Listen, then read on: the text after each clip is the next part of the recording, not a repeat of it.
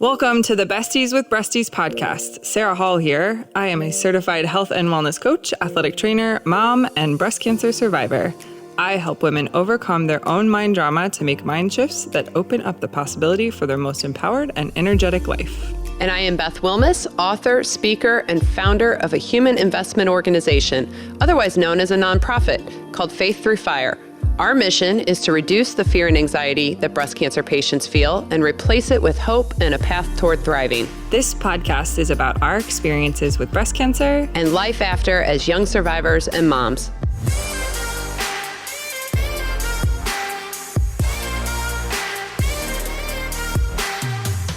Hello. Hello. How are you? Tired. Really? Oh, yeah, we did. We woke up at like 4:45 this morning to get to the gym. It was kind of nice. We had a busy day today, so 4:45 it was. And it was nice once we were there. But I am sleepy now. You probably jumped right into the shower, but I went home and went back to bed after I made the kids' lunches. I did, for sure. You did? Yeah. Okay. So today we are talking to Kelly, and Kelly's going to share her experience with her marriage. I mean, this is a continuation of our marriage series, right? Right. Yeah. So this is the third episode of our marriage series. Yeah. So Kelly's going to share her experience with her husband, who had a one-night stand a month after she was diagnosed. So Kelly didn't find this out until after she started chemo several months later, and they lived separately all throughout her treatment. And now they're currently in counseling and considering reconciling. So That's positive. Yeah. So we'll start with what her relationship was like prior to her cancer diagnosis. And then we're going to go into how it felt to find out that her husband kind of betrayed her during this life-threatening illness. And maybe we'll finish on how Kelly and her husband are doing now and what she learned from this experience about her marriage and cancer. Perfect. But before we do that, let's jump to our first sponsor. We did it. We fought our way to survivorship. But for some of us, our story unfolds to include lymphedema. Hearing this new diagnosis can be disheartening, but with the right care, it doesn't have to be the burden it once was. FlexiTouch Plus is a comfortable and convenient home management therapy clinically proven to control swelling better than self-massage while reducing infection risk, outpatient visits, and lymphedema-related care costs. Talk to your doctor to see if the FlexiTouch pump is right for you. Learn more at tactilemedical.com. Hi, Kelly. Thank you so much for coming on and being willing to talk to us about your marriage and the impact that your husband's infidelity had on your marriage. How are you? Hi, I'm good. Thank you for having me. Of course. Of course. Now, how long have you and your husband been married? So this is my second marriage. We got married in 2016. It was a pretty quick we dated for about a year. This is actually both our second marriages. So we're both coming in with kids from our first marriage, second marriage, blended family. Yeah, so 2016 we were married. And how old are your kids? All the kids? My daughter is 13, his son is 11, and his daughter is 9. Okay. So they're all about 2 years apart. Okay. That's my son and daughter are 2 years apart. So which I like, but can get overwhelming if you have multiples. Mm-hmm. Yeah. So how was it blending your families? Was it stressful or did it seem fairly easy? It was challenging at times. Unfortunately, because we only have his children every other weekend, that cuts our time together to create a bond, down. And so it took a longer time for us to really bond as a family unit because of the visitation order. So sure. But overall, I feel like looking back during that time, it went well considerably. There were some bumps here and there, but overall it went really well. The kids are so bonded now, and that I love seeing that. So you guys met in 2016, and then just to give a little context of time, when were you diagnosed? I was diagnosed in August of 2020. 2020. Okay, so there's a few years. So tell us about what your marriage and life was like from 2016 to 2020 when you were diagnosed. So, there was another big thing going on in our lives. My dad was diagnosed with Lewy body dementia in 2016. And so starting our marriage off, we already had stressors that were put on our marriage. And I became one of my dad's full-time caregivers for 4 years. So, we caregiving, I don't know that people really understand what that's like to be a full-time caregiver to somebody with a disease like that. Can you kind of explain like what that period of your life looked like caring for your dad and trying to also maintain your marriage and your kids? I mean, what was that like being his caregiver? It was extremely difficult. It put a lot of stress, I think, on our relationship, on our marriage, because from the get-go, as soon as we were married, I was my dad's caregiver. And then with dementia, it's a progressive disease. It just got worse and worse, which meant more time not at home, more time not with my husband, not with my children, and with dealing with caring for my father. And it became at one point where I was actually at my parents' house more than I was at my own. But that was for a long period of time, probably a good 6 months when that was happening. And so when you have that, it does definitely put a stressor and an impact onto your marriage, and on your relationship. Yeah. We had our husbands on 2 episodes ago, and what they kind of said was that it felt a little lonely to be that other side. So do you feel like now, looking back on that time, do you feel like your husband probably kind of had that similar feeling even before you were diagnosed? I think so. Not a lot, because him and I both are extremely very independent in nature. And so, but I do feel like the intimacy part was not there. And that's a huge part of a marriage, I think, and it's important. And I'm not just talking about sex. I'm talking about just being intimate with your partner, whether that be, cuddling on the couch or going on a date or whatever that looks like for you and your partner. Unfortunately, we weren't doing any of that because of this other thing that was happening. It definitely put a wedge between us and our marriage to begin with, even prior to my diagnosis. How did you feel on your end? Did you feel like that was missing and you felt that hole from the intimacy missing? Or did you feel like, I don't have time for that, I've got too many other things going on, I already have a lot of emotions that are happening? Like, what did that feel like from your side during that time? For me, it kind of felt like I put our marriage on the back burner and was kind of like I tend to compartmentalize a lot of things in my life just to deal. And so that was something I said, okay, I remember thinking to myself, I feel like my marriage is on the back burner. But and this sounds awful, but the reality of my dad's disease was it's terminal.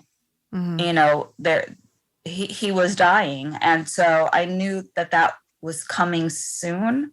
And so I just kept saying, well, once that happens, then I'll focus on my marriage. And so I do take responsibility in a sense of what happened between my husband and I, because, I did put our marriage on the back burner on my end. I feel like that's such a universal feeling, though, especially I think that's where we're heading, Sarah. It's like, because when we talk to our husbands, I said, I believe that men feel close to their wives through intimacy. Now, you said it's not always sex, but sex is a big part of how men feel close to their wives. Yes. But I feel like women, and I'm speaking for myself, and it sounds like you felt the same way, when we're under an immense amount of stress, it's easy to put sex and to intimacy on the back burner because it just feels like another obligation sometimes. And so instead of looking at it as a way to bond and as a way to maintain the relationship and as a stress reliever, I think it seems like a stress giver, an additional stress. Yeah. Yeah. And I think all women do that to some degree. I think that's like, do you guys agree?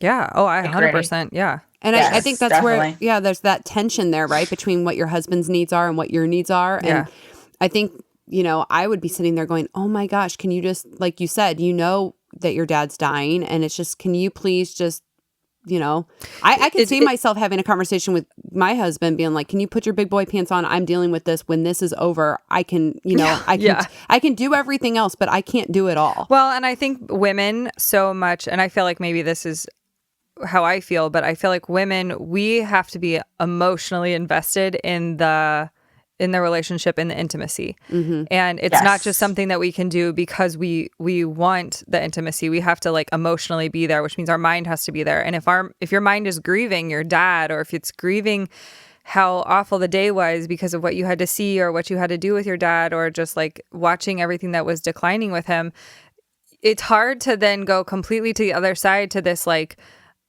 loving place where you're then gonna like give to your husband and like give yourself, even though like it's kind of like exercise. I know it's gonna feel better when it's all done, except just getting there to do it is difficult when your mind is already over here in this darker place. Yeah. Absolutely. I agree. And that's a skill, right? Like everything else in life, learning how to navigate that and basically, figure out how that works to where both of you are happy. That's a skill that takes time. And when you're in stressful situations, you're not really going to school to learn that. So right, for sure. I think that's super interesting. Okay, so before we go on and kind of talk about what happened after you got diagnosed, do you guys want to do boobs in the news really quick? Yes, let's do it. You want some levity, Kelly? Yeah. we just got really deep. We got really deep really fast. Let's do some levity. All right, so Boobs in the News is a segment where we read funny tweets from real people or ridiculous news stories. Boobs in the news, boobs in the news, boobs in the news. This is kind of different because this is more just like I just thought this was kind of funny. We all have kids. So this is from the Huff Post, and it says, parents reveal the funniest names their kids give everyday things. So the first one, for example, is somebody's kids call detergent laundry sauce. That's funny. That's funny, right? I'm on the sauce. My son calls grated Parmesan. There you go. My son calls grated Parmesan cheese spaghetti sprinkles. Oh yeah, we call it sprinkled. We call it sprinkled cheese too. Do you? When my son was 7, he asked me, why do I always see signs that say penny saliva everywhere? I had no idea what he was talking about until he pointed one out to me. We live in Pennsylvania. That's funny. Penny saliva. Penny saliva. That is funny. Okay, let's see here. I'll never see that word again the same. Right, exactly. My daughter calls the Statue of Liberty the Queen of Starbucks. Nice. All right, let's see. They need to put a Starbucks in the Statue of Liberty now. Yeah. I mean, that just makes sense. Oh, for sure. They should. It's everywhere else. Maybe they do. I don't know. Yeah. I've never been in the Statue of Liberty. Same. And then let's see. I'm trying to keep this PG because some of these are really funny, but they're like cussing. Okay, my son calls a plunger a dookie puncher. We'll end on that. That's okay. great. We'll end on that one. Yeah. Typical boys. Typical. All right, there's your boobs in the news. Boobs in the news, boobs in the news, boobs in the news. So we're back. I want to hear, before we talk about what life was like in your marriage or after you were diagnosed, knowing that you kind of had all these stressors leading up to your diagnosis, what was it like finding out when you were diagnosed? Like how did that land in your marriage and your relationship with your kids, with yourself? It was extremely surreal, because my dad at that point was end of life. Hospice had been brought in. So then we get this other huge, thing that comes in, and I really didn't, it was like I wasn't even, this wasn't my life. I was living somebody else's life. That's how it felt. I didn't feel like it was real. Yeah. You get that. How could this happen to me? Why me?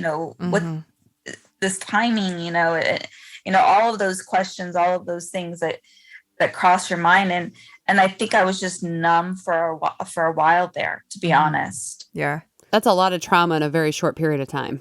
Yeah. It was. It really was. Yeah. So you get this news, and what was your official diagnosis? Obviously breast cancer, but what stage were you? What was your treatment plan? So I was ER/PR positive, HER2 negative, IDC stage 3, due to the size 6 centimeters with an additional 6 centimeters of DCIS. and it had metastasized to one of my lymph nodes. Okay. So you're going to have to do the whole shebang. Whole shebang. Okay. All right. And how did your husband respond to the news? I mean, we know very well that feeling of numbness, that surreal, Check out. that check out mentally when you get that news from our side. How did your husband respond to your diagnosis? He didn't seem to really respond much at all.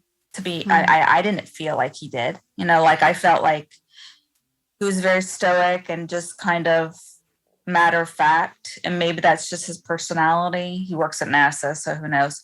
He's IT, and he's not an emotional person, so he just kind of was. It was almost like it didn't happen, and I kind of felt like that with a lot of my family at that time because of everything that we were dealing with my dad. Yeah. So there wasn't a lot of emphasis put on my diagnosis when it happened. So at least not from other people. Now for me, yes, because it was me. It was, I was the one that had cancer. How did that feel to know that your family was kind of like, well, we'll think about your diagnosis and everything you're going through, but right now we're dealing with Dad. Like, how did that feel for you? It felt very lonely. And so I was fortunate enough that when I was actually diagnosed, like when they told me, there was a nurse navigator in the room, and she directed me to a local support group. So I immediately, as soon as possible, got involved with that. Yeah. You knew that you needed that support, and you went ahead and you pursued it. That's really interesting that even in that state that you were in, that you knew enough to know that you better get with some people that can support you in this. Yeah. And yes, because I couldn't expect my mom and my sister, who were dealing with everything with my dad too. I couldn't expect them to just stop that and focus on me, and so it's my responsibility, I felt, to do that for myself. Yeah. Wow, that's very heavy. Yeah. That's a lot. And it's not, but like we were talking offline before we started down this, before we kind of went live with this, it's amazing. And we talk about it all the time that cancer doesn't exist in a vacuum. And I think that to the outside world who hasn't experienced cancer yet, that's the thing that gets missed, is that it's not just a cancer diagnosis. We have lives outside of, we had lives that were going along before cancer. And so people really aren't thinking about, just like your dad, how that is affecting the entire family and how that contributes to marriage. And I mean, the tentacles of cancer are so far reaching. Yeah, for sure. Absolutely. There's just so much going on in our lives, and it's not just one thing. Yeah. Yeah. No. We're going to get into the hard part here. You told me that we connected and you were kind of sharing your story, and you told me that your husband had a one-night stand 1 month after you were diagnosed with breast cancer. How did you find out about this? How did you find out? Did he tell you? So, yes, he told me. I don't think he would have told me, but he ended up getting syphilis. Oh. Well, that's a way to find out. That's definitely going to force his hand. Yeah. Absolutely. So the infidelity, the one-night stand, occurred approximately about a month after I was diagnosed. I did not ask details. I don't need that for myself. Right. Some women may, and that's fine. Whatever works for you. Yeah. For me, I didn't need all that, but I did want to know when it happened. So he did divulge that information. And then, where were you in the treatment process when this happened? Like, what was going on with you treatment wise at this point? When he had the one night stand, I hadn't really even started any treatment. I had been diagnosed in August, and then I was scheduled for my double mastectomy for November 5th. What he told me, as far as it happened, in September, at some point in September. So I was really, at that point, I think I was just, my dad was so bad. And then I was going from doctor to doctor to doctor, doing all the tests that they require prior to.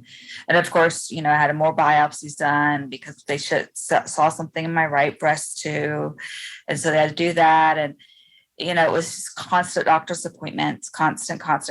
And then my dad passed away October 31st. My DMX was November 5th. Oh, wow. Yeah. Yeah.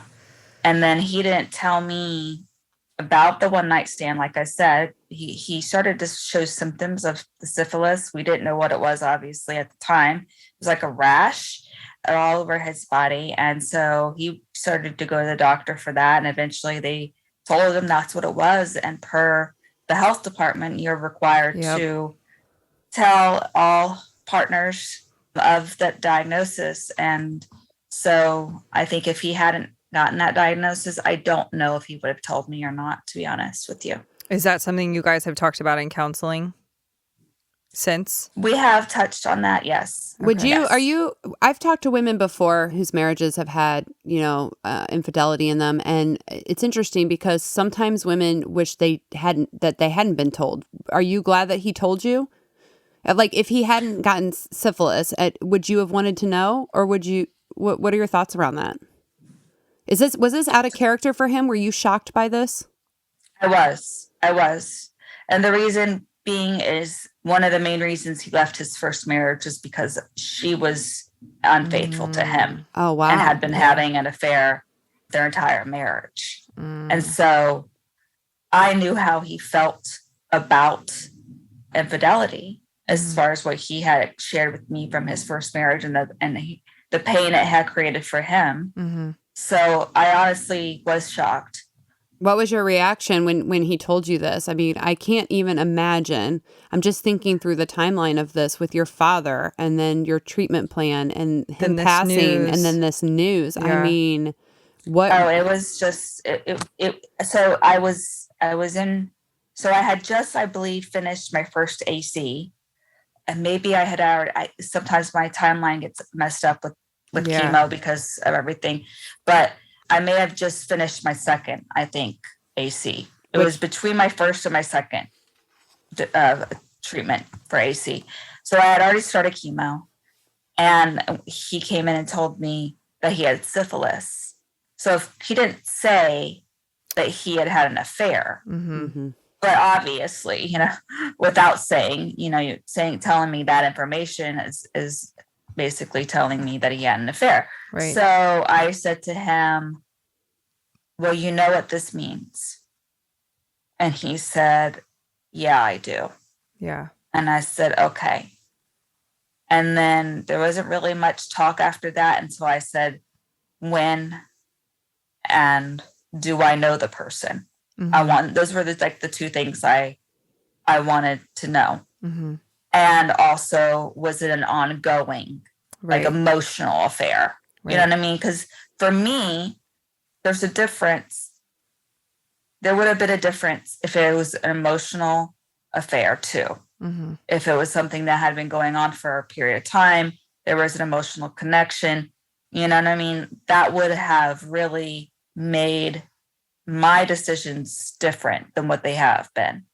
So he did give me some of that information. Like I said, I did not want to know all of the details, especially at that time, because I was really just trying to focus on myself and getting through chemo. Yeah. So at that point, you were kind of like, you need to step away and we're going to just basically separate, right? Yes. Okay. Yes. And how did the kids take all of this? Did they know what was going on? Did you guys kind of keep it on the DL? How did that all work? We kind of kept a little bit on the DL. I mean, my daughter knew and knows all of the details because she's older. Plus, she was at the house when he told me. So she experienced that situation a little bit. I couldn't protect her from all of that. His kids were not there at the time. So, but we didn't divulge, details. It was just, we're dealing with something. This is what needs to happen for us right now. We're going to separate. That doesn't mean we're going to divorce. It just means that we're separating for now. The whole speech that you gave your kids about, we love you. It's not your fault. And, we're still going to, the kids really are bonded. And so it was really hard for them. I think that was the hardest part for them, to be honest, was just their fear of not being able to be with each other as siblings. And so I made it clear to them that we would make sure, even through my treatment, I touched base with their mom and said, hey, I want to make sure that the kids continue to have time together because that was important to them. Yeah. What's important to them is important to me. And did your husband feel the same way? Was he interested in protecting the kids? Did he show, I'm curious, you guys were separated, and I want to get to this in a minute because you guys are in therapy now and I'm interested in that. But was he very remorseful? I mean, could you tell, did this impact him emotionally? Was he devastated by his decision? How did he Absolutely. respond? He was. He was extremely devastated by this situation and everything and all of his decisions. This decision, it was bad. And how did that make you feel, seeing that he was so distraught about the decision? Because I tend to feel the way that you do, Kelly. My husband and I have talked about it multiple times because we all have those friends that said, oh, if my wife or husband stepped out, I'd be gone. Like, end of story, the marriage is over. And I used to feel that way when I was younger. But as I've gotten older and I've built my life with my husband and we've had children together, I would not say that necessarily today. I want to say this really fast because I feel like this is what I'm hearing and maybe the perspective I'm hearing. Kelly, like I know, I mean, I don't know, but I can tell that like the whole situation just like came to a head and everything landed all at once. But you already recognized and you said that like you had already kind of pulled away and were putting so much focus and the intimacy was gone even before you came to the diagnosis and this happened. So what I hear is that there is like not necessarily understanding, like I don't think you can ever, like you can work to forgive, but there is understanding that the emotional piece of it and the intimacy was gone. And so this was just the reaction that happened from it, right? And so that's what the therapy that's leads what I you was back going to say, is that when you've, committed to somebody and, and they do something that's out of character, that they're devastated by, and it's not they're not chronically, cheating on you and you do have a lot of other stressors. Now, as a more mature person, I look at that and say, I wouldn't just throw my marriage out the window. Yeah. Because of this one indiscretion. It would be very, very, very difficult. And we respect women's decisions, whether they stay or they go. And every situation is different. Very different. Yeah.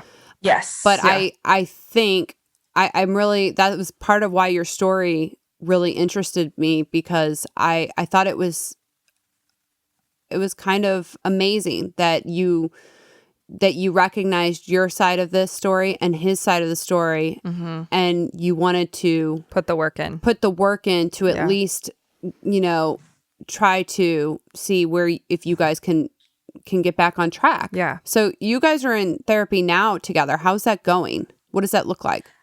It's going well. We tried to go every other week, and we're seeing somebody that was recommended by my personal therapist. But of course, let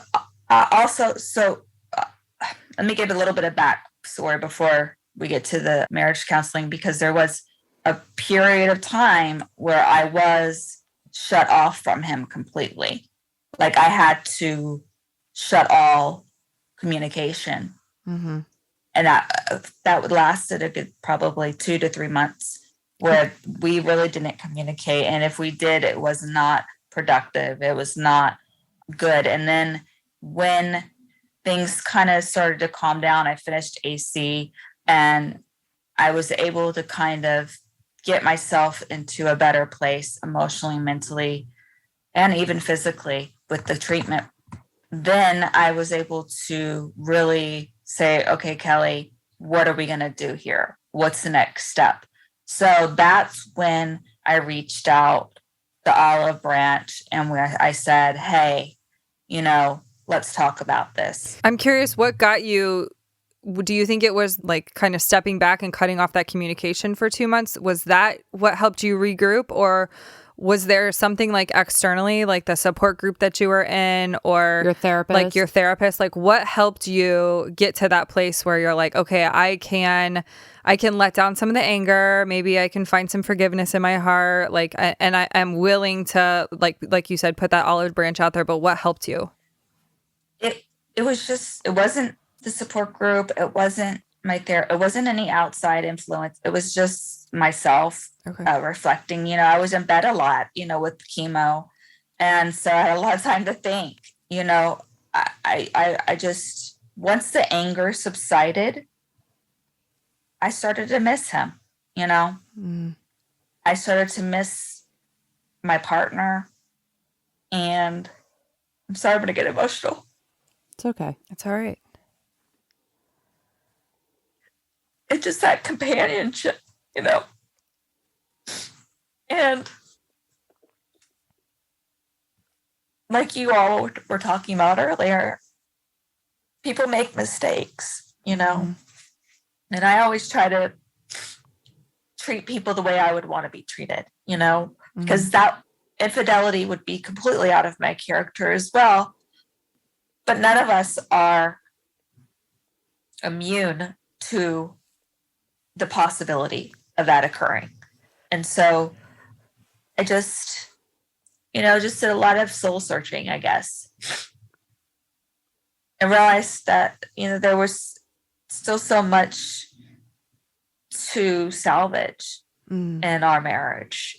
This was not a huge thing because, like I said, it wasn't an emotional affair. So I could get past it. And I knew, and once I realized, Kelly, you can get past this, then that's when I reached back out to him and said, let's work on this. But here are my boundaries. This